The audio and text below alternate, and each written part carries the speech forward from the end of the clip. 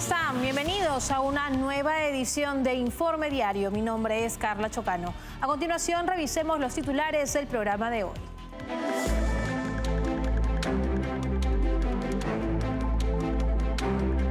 El régimen del presidente sirio Bashar al-Assad colapsó tras más de una década de guerra civil, marcando un punto de inflexión en la historia del país de Medio Oriente. Durante la cumbre del Mercosur en Montevideo, el presidente argentino Javier Milei asumió la presidencia pro tempore del bloque, proponiendo una renovación profunda de sus estructuras. Los exjefes de Estado y de Gobierno agrupados en la Iniciativa Democrática de España y las Américas emitieron un comunicado instando a las democracias occidentales a no contribuir a la normalización de la dictadura de Daniel Ortega y Rosario Murillo en Nicaragua. Donald Trump, presidente electo de Estados Unidos, y Volodymyr Zelensky, presidente de Ucrania, exploraron vías para una posible tregua en la guerra con Rusia.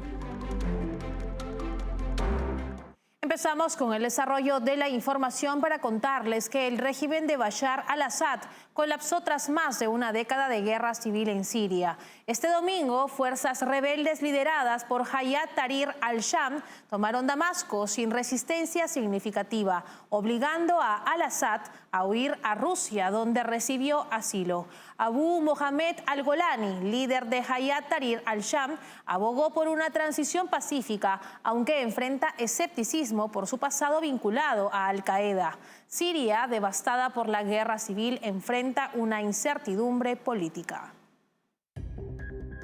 El régimen del presidente sirio Bashar al-Assad ha colapsado tras más de una década de guerra civil, marcando un punto de inflexión en la historia del país. Este domingo, las fuerzas rebeldes tomaron el control de Damasco, lo que obligó a al-Assad y su familia a huir a Rusia, donde se les otorgó asilo, según fuentes del Kremlin. El derrocamiento de Bashar al-Assad fue anunciado tras la entrada de los rebeldes a la capital sin enfrentar resistencia militar significativa. Mientras tanto, el paradero exacto de al-Assad y su familia sigue siendo incierto. Abu Mohamed al-Golani, líder de Hayat Tahrir al-Sham, el grupo islamista que lideró los avances rebeldes, declaró que el objetivo ahora es una transición pacífica. La lucha pasa de derrocar al régimen a construir una Siria acorde a los sacrificios de su pueblo, afirmó. Sin embargo, Hayat Tahrir al-Sham, con su pasado vinculado a Al-Qaeda, enfrenta escepticismo tanto dentro como fuera del país. La caída de Bashar al-Assad deja a Siria en una encrucijada política. Mientras la coalición rebelde trabaja en un órgano de gobierno transicional, persisten los temores de represalias y extremismo.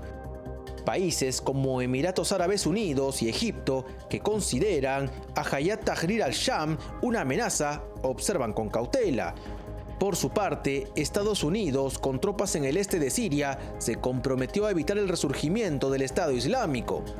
La comunidad internacional enfrenta ahora la tarea de decidir cómo tratar con un nuevo gobierno en Siria, mientras el país, devastado por la guerra civil, busca estabilidad en medio de complejas alianzas regionales y desafíos humanitarios.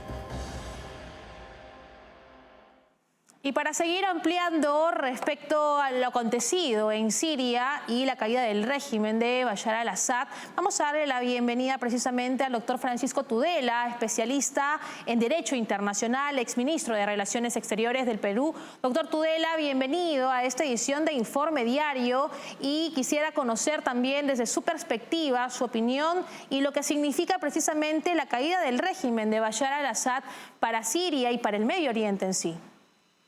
Es la caída del último régimen nacionalista árabe que quedaba, porque Egipto cambió con Sadat, Irak sucumbió frente a la invasión norteamericana y ahora con esta ofensiva de 11 días de los rebeldes, el último régimen nacionalista del partido Baas en el Medio Oriente ha caído, lo que significa que una etapa histórica ha concluido.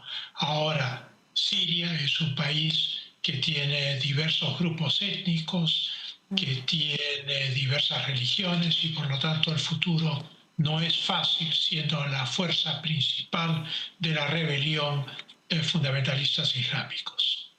Ahora, uno imaginaba que siendo Rusia o, por ejemplo, también Irán como un aliado internacional, podría darse una especie de respaldo y al parecer no se dio de esta manera. ¿Qué se puede decir precisamente de esos aliados internacionales para Bashar al-Assad y que incluso podría generar que la situación pueda empeorar? Bueno, lo que queda claro es que los servicios de inteligencia de estos aliados tienen que haber alertado a Bashar al-Assad de la enorme ofensiva que había sido montada desde la zona kurda y desde la frontera con Turquía, y que Rusia no estaba en capacidad de enviar tropas de tierra, soldados ni tanques a Siria porque está enfrascada en la guerra con Ucrania. Es una circunstancia completamente distinta a la del 2011-2013, donde Rusia desplegó grandes recursos en Siria. Lo único que han hecho los rusos es bombardeos aéreos para demorar el avance de los rebeldes, mientras Bashar al-Assad iba a Moscú, dejaba a su familia en Moscú y regresaba a Siria para, digamos, supervisar la agonía final del régimen. Da la impresión que sabían perfectamente lo que iba a pasar. No ha habido ninguna gran batalla, ningún gran combate frente al avance de los rebeldes en cada ciudad, en Hamá, en Homs, en Alepo. El ejército hacía escaramuzas y retrocedía inmediatamente. También internamente parece que varios aliados del régimen no querían continuar con la guerra civil porque Siria había quedado muy debilitada con la guerra civil del 2011 al 2013 y luego había venido el COVID, la situación económica global que ha venido en la época post-COVID, que fue inicialmente recesiva, pero de poco crecimiento, y entonces tampoco tenía ya aliados fuertes internos para mantenerse en el poder. Yo creo que literalmente Assad y los rusos han calculado que tenía que irse. Y ha estado alertado por los servicios de inteligencia de sus aliados y por eso es que todo ha sido como cronometrado, no ha habido ninguna gran batalla, ningún intento serio de resistencia, simplemente el abandono del espacio y finalmente va al aeropuerto, toma su avión a Moscú y licencia en el aeropuerto a las Fuerzas Armadas, o sea, los deja en libertad de hacer lo que quieran. Sí. Ahora, doctor Tudela, desde su perspectiva, ¿qué piensa usted? ¿Qué tipo, en este caso, de sucesión se espera para el gobierno en Siria? ¿Y cuánto sería de importancia o de implicancia también para el bloque de Occidente? Yo creo que es difícil hacer un cálculo ahora porque Siria siempre fue un país caótico desde su independencia.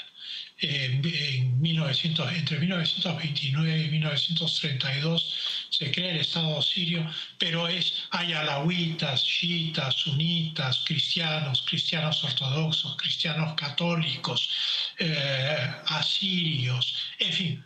Es un mosaico de grupos humanos diferentes y no necesariamente compatibles. El primer ministro de Siria se ha quedado en Siria, Mohamed Ghazi, para negociar con los rebeldes el establecimiento de un gobierno de transición. Pero como ha ocurrido en Irak o como ocurrió también en Afganistán, cualquier intento de unidad dura muy poco y luego una de las facciones empieza a actuar contra las otras. Hoy, por ejemplo, Irak, después de la caída de Saddam Hussein, es en la práctica un estado dividido en tres: el norte sunita, el sur chiita, el este kurdo. Probablemente pase lo mismo con Siria. Siria va a quedar definitivamente anulada como Estado nacional. Y yo creo que el gran objetivo, además de la operación, es esa. Por eso es que Israel ha avanzado a la zona de amortiguación, a la llamada zona de amortiguación, que está más allá de los Altos del Golán, que es territorio sirio, y dice que es para proteger al Estado de Israel, pero los Estados Unidos han dicho que tiene que ser temporal. Nadie puede saber si va a ser temporal. El hecho es que hoy en Siria no hay un ejército organizado, hay una multitud de organizaciones guerrilleras disímiles y que no necesariamente se entienden entre ellas, algunos que quieren su independencia, como los kurdos, y definitivamente el futuro es el de un Estado debilitado, neutralizado, sin gobierno unitario sólido y sin perspectivas futuras.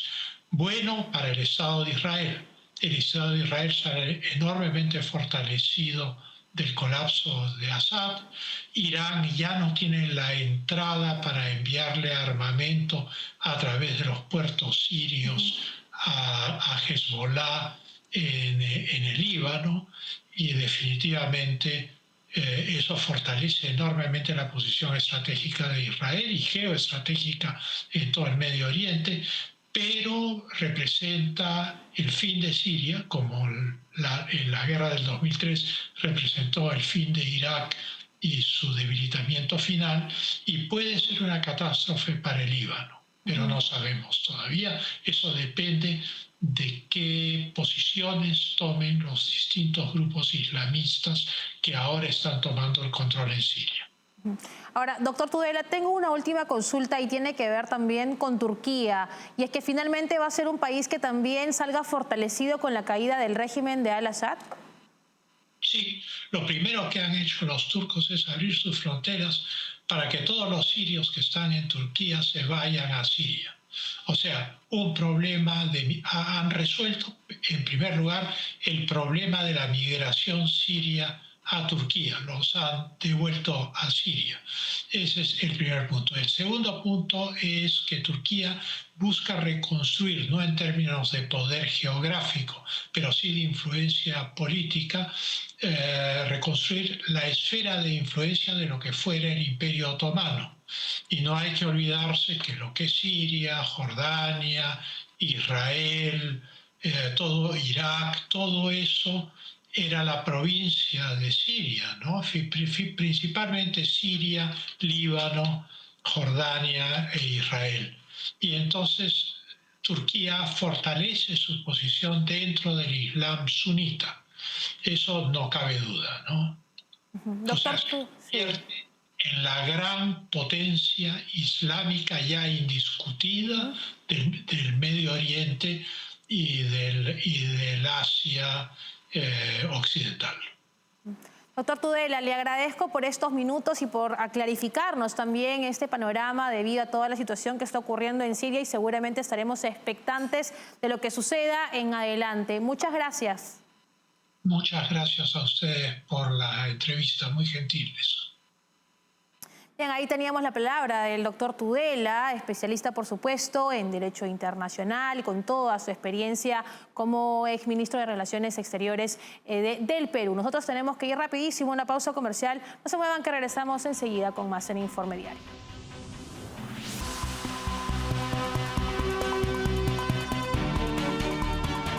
Sombra de Pinos en Villarrica. Ya lo saben, Café Sombra de Pino, un café premium al alcance de todos.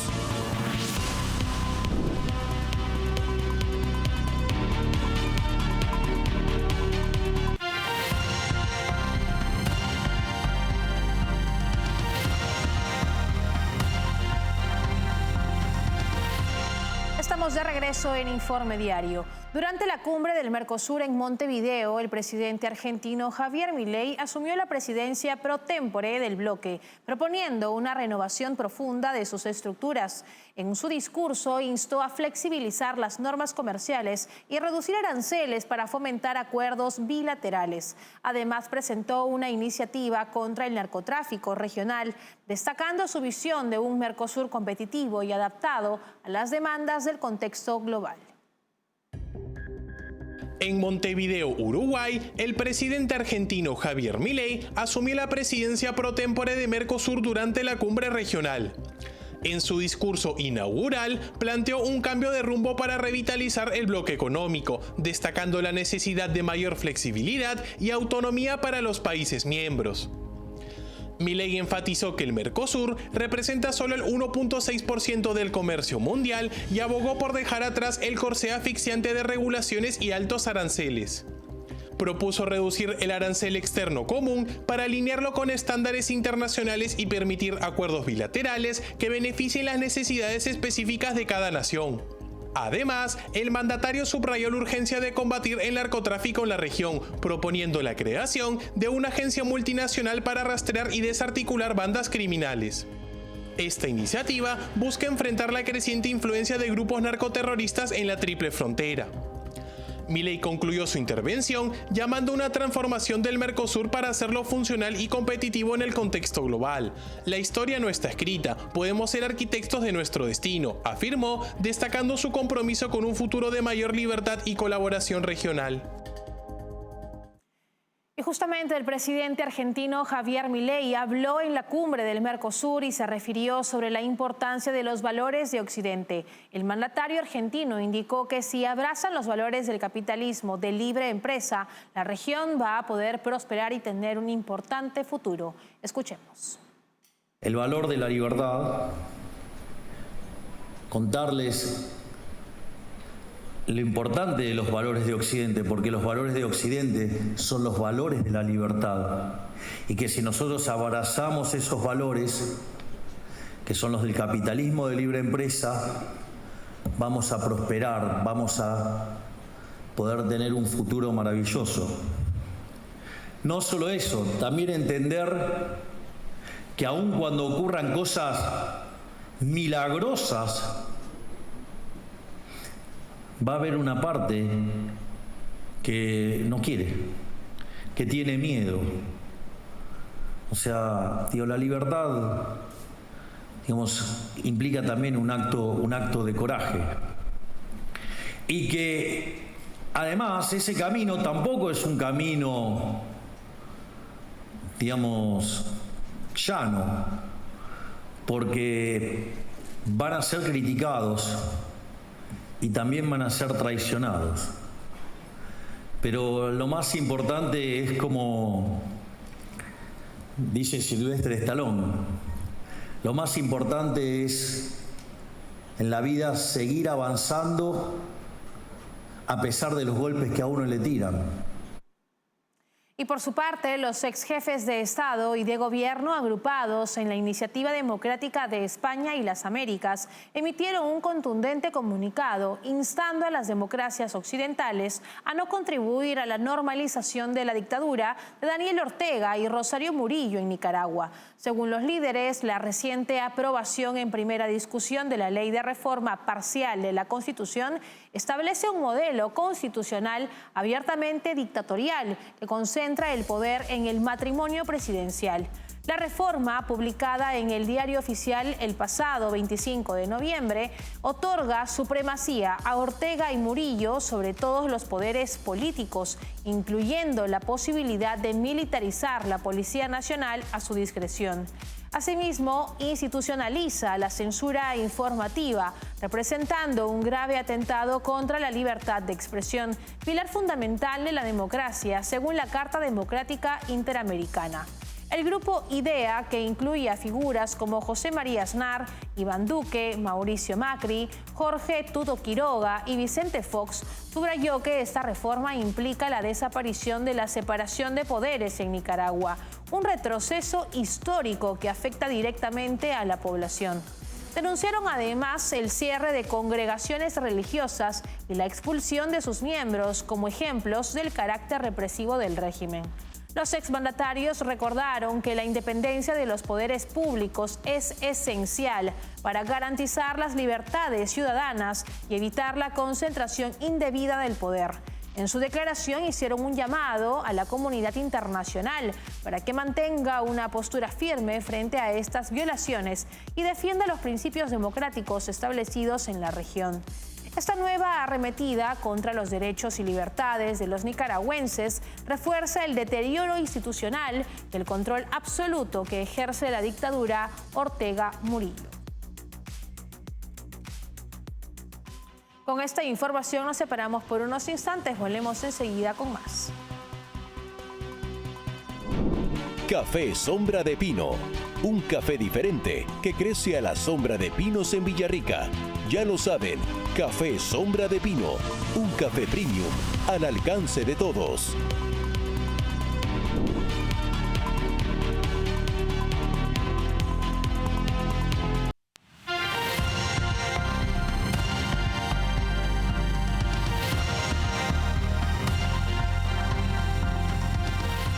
Les contamos que en el Palacio del Elíseo, Donald Trump, presidente electo de Estados Unidos, y Volodymyr Zelensky, presidente de Ucrania, exploraron vías para una posible tregua en la guerra con Rusia. A pesar de los esfuerzos, las condiciones dispares y la resistencia de Vladimir Putin complican un acuerdo, reflejando las profundas divisiones que dificultan un cese del fuego tras casi 3 años de conflicto.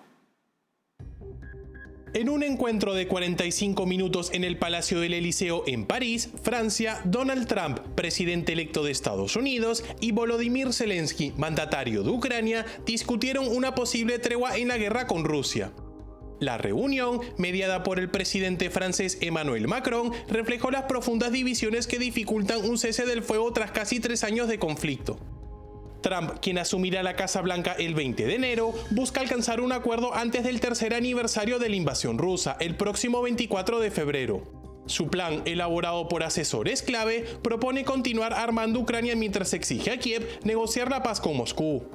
Además, incluye posponer el ingreso de Ucrania a la OTAN a cambio de garantías de seguridad y un acuerdo. Sin embargo, Zelensky, aunque favorable a una tregua, planteó condiciones que chocan con las propuestas de Trump. El líder ucraniano exige su ingreso inmediato a la OTAN y el derecho a reclamar diplomáticamente los territorios ocupados por Rusia. Mientras que esta última demanda no enfrenta objeciones de Occidente, el ingreso a la OTAN es resistido tanto por Europa como por Estados Unidos, que temen un conflicto directo con Rusia si la tregua se rompe. Por otro lado, Vladimir Putin mantiene su postura inflexible al rechazar cualquier discusión diplomática sobre los territorios anexados, lo que complica aún más las negociaciones. El papel de Macron como mediador refleja el dilema geopolítico de Europa, que no está dispuesta a aceptar una tregua rápida sin garantías claras para la estabilidad regional. Zelensky se encuentra atrapado entre las presiones de Occidente y las exigencias de Trump, quien busca un acuerdo pragmático que, por ahora, parece lejano. Así llegamos al final en esta edición de Informe Diario. Para más novedades pueden escanear el código QR que aparece en este momento en sus pantallas. No se olviden que estamos en www.grupotvl.com. Nos pueden seguir también en Twitch como TVLESP. Nos escuchan en Spotify como TVL en español y recuerden suscribirse a nuestro canal de YouTube TVL en español, donde podrán ver y seguir nuestra señal en vivo. Hasta una próxima edición. Permiso.